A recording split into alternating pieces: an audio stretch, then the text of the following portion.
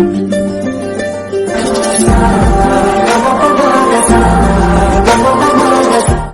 Hello అండి, అందరికీ నమస్కారం. నేను మీరాజీ. మీరంతా ఎలా ఉన్నారు? నేనైతే చాలా బాగున్నాను. మీరంతా కూడా బాగుండాలని మనస్ఫూర్తిగా కోరుకుంటున్నాను. ఈ వ్లాగ్ వచ్చేసి నేను నైట్ నుండి ఈరోజు మార్నింగ్ వరకు అండి. ఈ వ్లాగ్లో నేను ఏం వర్క్ చేసుకున్నాను అనేది మీతో షేర్ చేసుకుంటాను. ఈ వీడియోని ఎవరు స్కిప్ చేయకుండా ఎండ్ వరకు చూడండి. ఈ వీడియోకి వచ్చేస్తే నేనైతే దోసపిండి కోసం బియ్యం పప్పు నానబెట్టుకున్నానండి. అవి అయితే గ్రైండ్ చేసుకుంటున్నాను. గ్రైండ్ చేసుకోవడం కోసం క్లీన్ చేసుకుంటున్నాను. మొత్తం 2-3 సార్లు అయితే క్లీన్ చేసేసి పెట్టేసుకుంటాను.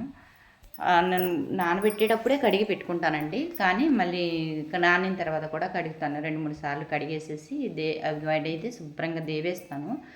దేవేసి మిక్సీకి అయితే వేసేసుకుంటాను. గ్రైండర్లో అయితే వేయలేండి. గ్రైండర్లో వేస్తే దోశలు మెత్తగా వస్తున్నాయి, క్రిస్పీగా అయితే రావట్లేదని మా పిల్లలు తినట్లేదు. అందుకోసం అయితే గ్రైండర్కి అయితే వేయట్లేదు, మిక్సీకే వేసుకుంటాను. ఎక్కువ శాతం నేను మిక్సీకే వేస్తానండి దోసపిండి. ఇడ్లీ పిండి అయితేనే గ్రైండర్కి వేసుకుంటాను, లేకపోతే మాత్రం దోసపిండి అయితే మాత్రం మిక్సీకే వేసుకుంటాను. ఎప్పుడు గ్రైండర్కి వేయడానికి ఇష్టపడను. దానికి తోడు మా గ్రైండరు దోసపిండి చాలా లేటుగా అయితే తిరుగుద్దండి, తొందరగా అయితే అయిపోదు. అందు గురించేసి ఇక దానికోసమే ఇంకా దాంట్లో ఎందుకులే అని చెప్పేసి మిక్సీకే వేసుకుంటాను. త్వరగా అయిపోయినట్టు ఉండిద్ది. అందుకోసం అయితే మిక్సీకి అయితే వేసుకుంటున్నాను. ఇక్కడ ఈ దోశలు వేయడానికి నేనైతే ఒక సేవ్ లాంటిది తయారు చేసుకుంటానండి. ఇంకా దీన్ని సేవ్ లాగంటే ఈ నానబెట్టిన బియ్యాన్ని ముందుగా గ్రైండ్ చేస్తానండి. కొంచెం గ్రైండ్ చేసేసి ఒక గ్యాస్ మీద ఒక గిన్నె పెట్టి గిన్నెలో వాటర్ పోసేసి ఆ వాటర్ బాగా మరిగేటప్పుడు ఈ గ్రైండ్ చేసుకున్న పిండిని పోస్తే బాగా థిక్ పేస్ట్ లాగా అవుతుందండి. అది బాగా ఆరబెట్టేసేసి గ్రైండ్ చేసిన పిండిలో కలిపేసుకుంటే దోశలు చాలా టేస్ట్గాను ఎర్రగా క్రిస్పీగా కూడా వస్తాయండి. అందుకోసం అని చెప్పేసి దాంట్లో అయితే అదైతే వేస్తాను. నేను అటుకులు అన్నము అలాంటివి వేయనండి. అన్నం వేస్తేనేమో స్మెల్, మనం 1 వీక్ దాకా పెట్టుకుంటాం కదా, అందుకని స్మెల్ వచ్చిద్దేమో అని అనిపించిద్ది.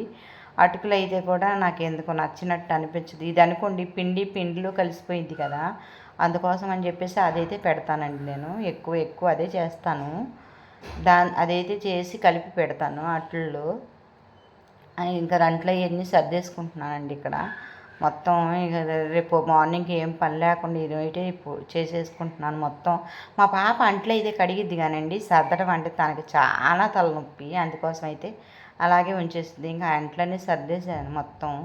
మొత్తం నీట్గా సర్దేసి ఇంకా వేసిన దోసపిండి కానీ మళ్ళీ కొంచెం అయితే అన్నం అయితే మిగిలిందిలేండి.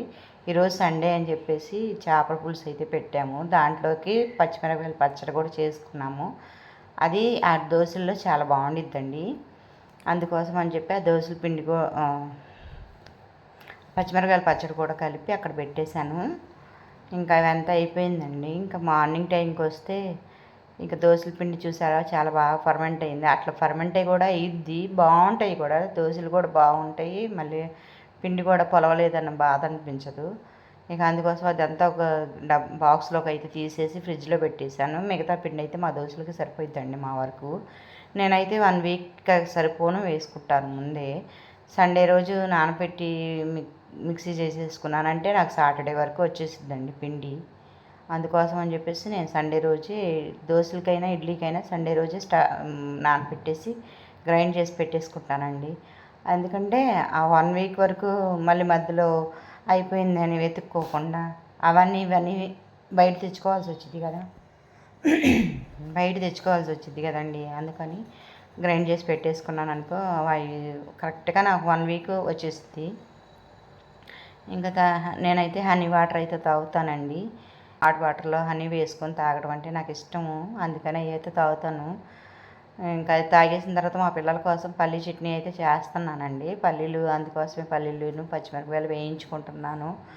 వీళ్ళు మంట ఎక్కువ అయితే అసలు తినరండి, అందుకని కొంచెం లైట్గా మంట ఉండాలి. మా బాబుకేమో బాగా మంటగా ఉండాలంటాడు. మా పాప ఏమో లైట్గా తినిద్ది. మరి ఎక్కువ స్పైసీగా ఉంటే అస్సలు తినలేరు. అందుకోసం ఒక 3 పచ్చిమిరపకాయలు ఒక 150 గ్రామ్స్ పల్లీలు అయితే వేయించేసి పెట్టుకుంటున్నాను ఇక్కడ. వేయించి పల్లి చట్నీ చేసేసాను. మామూలుగా అయితే ఎక్కువ శాతం నైట్ డైలీ పల్లి చట్నీ అయితే చేయనండి. ఒకసారి ముందు నేను అల్లపు చట్నీ అయితే చేసుకొని రెడీ పెట్టుకుంటాను. అదనుకోండి ఇక చట్నీ చేసే పని ఉండదు. మా పిల్లలకు కూడా అల్లపు చట్నీ అంటే చాలా ఇష్టం పల్లి చట్నీ కన్నా. ఇంక ఈరోజు ఎందుకనో అడిగారు, అల్లపు చట్నీ వద్దమ్మా పల్లి చట్నీ చెయ్యి అని చెప్పి. అందుకోసమని పల్లి చట్నీ కోసం అన్నీ వేయించి పెట్టుకుంటున్నాను ఇక్కడ. ఇంకా అవి వేయించి పల్లి చట్నీ అయితే చేసేస్తాను. ఇంకా వేరే బౌల్ పెట్టుకోకుండా దాంట్లో పోపు పెట్టి పక్కన పెట్టేసాను అనుకోండి. ఆ పోపులో చట్నీ వేయగానే వేసి తాలింపు పోపు పెట్టేసుకోవచ్చు కదండి.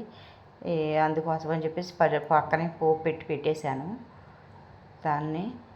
ఇంకా చట్నీ అయితే చేసేసి ఇదిగోండి పోపులో కలిపేస్తున్నాను. ఇంకా దోశలు అయితే పోస్తున్నాను ఇక్కడ.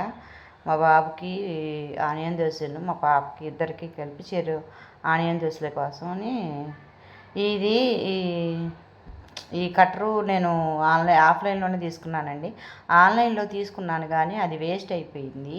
ఇదైతే ఆఫ్లైన్లో మామూలుగా తీసుకున్నాను. చాలా బాగా యూజ్ అవుతుంది. ఆనియన్స్ అయితే ఎంత సన్నగా కావాలంటే అంత సన్నగా చాప్ చేసుకోవచ్చండి. ఇలా దోశలు వేసుకునేటప్పుడు ఇలా సన్నగా ఆనియన్స్ చాప్ చేసుకొని వేసుకుంటే చాలా అంటే చాలా బాగుంటాయి. అందుకోసం అని చెప్పేసి నేనైతే తీసుకున్నాను. నాకైతే బాగా యూజ్ అవుతుంది. మీరు కూడా తీసుకున్నారో తీసుకోలేదో నాకైతే కామెంట్ చేయండి. మేమైతే ఇది భలే యూజ్ అవుతుందండి. చాలా అంటే చాలా బాగా యూజ్ అవుతుంది. ఈ దీంట్లో ఇక మా బాబుకి పాపకి ఆనియన్ దోశ మామూలు దోశలు అయితే వేసేసాను. ఇక ఈ వీడియో ఇంతటితో ఎండ్ చేస్తున్నాను. నచ్చితే లైక్ చేయండి, షేర్ చేయండి, సబ్స్క్రైబ్ చేయండి.